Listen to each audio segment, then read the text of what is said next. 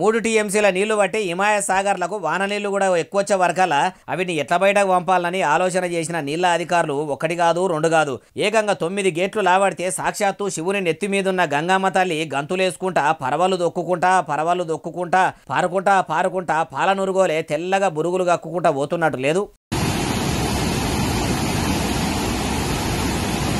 ఏం వానలు దంచి కొడితే ఒక హిమాయత్ సాగర్ ఒకటే కాదు రాష్ట్రంలో ఉన్న అన్ని చెర్లు కుంటలు మత్తలు దుంకుతున్నాయి. వాగులు వంకలు ఒర్రెలు వంపులు అలుగులు ఎల్లుతున్నాయి. ఎటు చూసినా నీళ్లే నీళ్లు. కొన్ని ఊర్లకైతే రాకపోకలే బంద్ అయినాయి. కొన్ని ఊర్లు అయితే మునిగిపోయినాయి. పట్టణంలోనైతే ఇండ్లే మునిగిపోయినాయి. వానలు ఎక్కువచ్చి రోడ్లు కూడా పొంగి పొర్లుకుంటా కయ్యలు కోస్తుండే వరకాల ఖుద్దు సర్కారే బడులకు సెలవులు ఇచ్చిందంటే ఏ తీరుగా వరదలు పొంగుతున్నాయో అర్థం చేసుకోవచ్చు. చూస్తుండే కదా ప్రజలారా, నీళ్లు తక్కువ పోతున్నాయి. గివి మమ్మల్ని ఏం చేస్తాయి, పెద్ద కాలువలే దాటినామని రిస్క్ తీసుకోకుండ్రి.